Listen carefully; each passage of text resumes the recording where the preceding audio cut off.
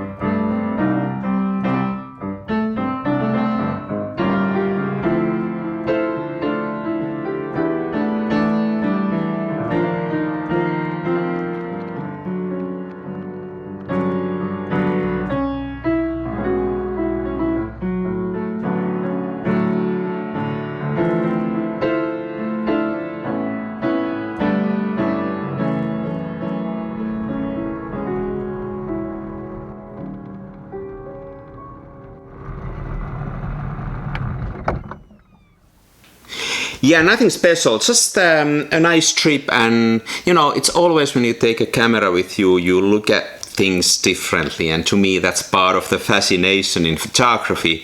Even simple trips like that make a lot of sense when you get a camera with you.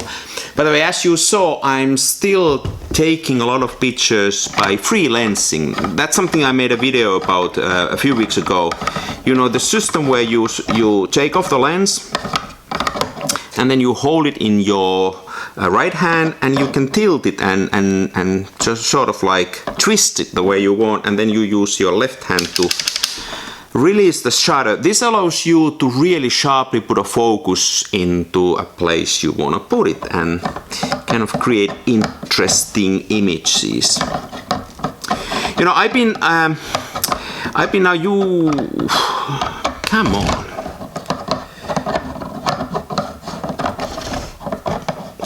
Come on to Papa. I've been now using this camera for a while, and I noticed I still need to do one more fix. The mirror is really dirty.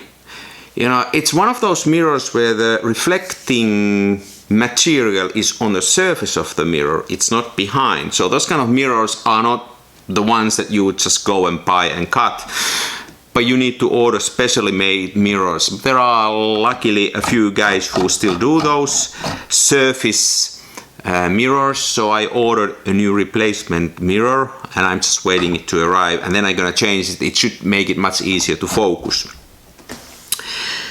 Then somebody asked me about these shutters. You know, as you remember, I worked on the shutter of this camera and I made it work fairly okay-ish for the time being. Let's see if it lasts. But you know, how does the Graflex shutter really works? It sounds complicated, but let me try to show it to you one more time. You know, instead of using this huge black cow, I'll take a smaller camera, also a Graflex, and it works exactly the same. It's easier for me to show it with this camera how the shutter works. So there's a curtain shutter in the back of these cameras. Here I don't touch it, I won't. And the curtain shutter is of course between the lens and then between the film. And there are two adjustments you can do to the shutter. You can change the slit size in the shutter, like, you know, the slit size. How big is the hole in the shutter? And then you can set the tension of the spring that moves this shutter.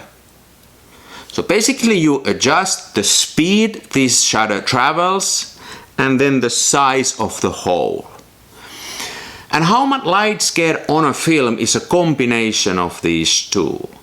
The smaller is the slit size, the less light goes on your film. And of course, the faster the curtain moves, once again, the less light goes to your film, and the other way around. So basically what you do is that you can select the size of the slit. Let me show you first how you select it.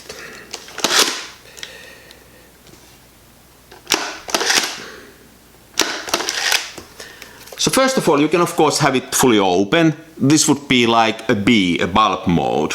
And then all the light goes on your film.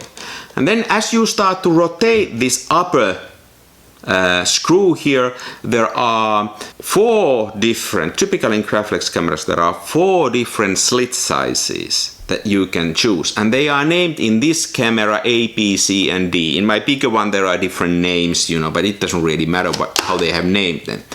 So I can choose. Now this would be the slit A,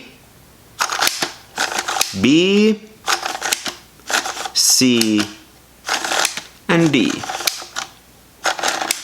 And then there are 6 tension settings, which I set down from here. 1, 2, 3, 4, 5 and 6. And as I said, the speed of the shutter is a combination of these two. So let's say that I want to set my speed to 1/200th of a second. You know, that's what my light meter says, 1/200th of a second. Then each and every Graflex camera has this little table where I can look for, you know, that speed. It is in this table now. Here it says as 1/200th of a second would require aperture, the slit size, to be C, the second smallest, and then the tension of the spring to be the loosest, number 1, the less tension. So I would set this slit size to C, and you can see it up here, it's C. And then this one I would release to number 1. So now the combination 1 down here and C up here would mean it's 1/200th of a second. Get it? So if I wanted to put this to 1/500, let's take a better example, 1/100th of a second, then it would be B4. So this higher up I would set it to B. and this would then need to be 4, the lower, meaning the tension. So you can set the speed of your shutter all the way up to 1,000th of the second, which was pretty fast back in the days. That's why some of these cameras were called speed graphics. There's a type of speed graphics. It's none of these, but it's their cousin. And also you can set it extremely accurately. I don't know how many cameras would have selections like this, like 1/10th of a second, 1/15th of the second, 1/20th of a second, 1/25th of the second, 1/30th of a second, 1/40th. Like, incredibly fine-grained settings, unnecessarily fine-grained actually.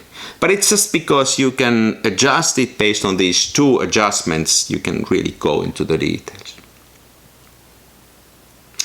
I'm not sure if I managed to explain it to you, but to me part of the fascination is this complexity and the weirdness of these Graflex cameras, in addition to the kind of pictures they take, especially freelancing and a little bit misusing them. And by the way, just recently somebody on my channel commented my picture, or video by asking like, why on earth would you take pictures with analog gear? Because digital would give you much better pictures and it would be easier and all that.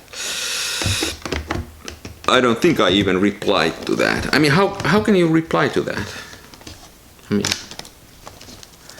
I don't know. I'm probably not from the same universe. Hey, by the way, no, I mean, it's a fair comment, but it's just part of the fascination of all things, but it also shows in my pictures. I take different pictures with these old cameras that I would take with digital gear, even though scientifically, and if you really measure, the digital pictures would be better, sharper, more contrasty, more different colors, everything. But these cameras are more interesting to me, and therefore I take more interesting pictures with these. Case closed. By the way, I've been releasing now these videos pretty much every Saturday. I try to be consistent. Now I'm gonna take a little vacation. I'll be offline for a few weeks, maybe even a month. Let's see. That's at least my plan. Let's see what happens. So, see you in August. I hopefully have some new stories to tell, and hopefully I have the new mirror for my big cow so that I can keep on using and enjoying it. Until then, have a nice summer.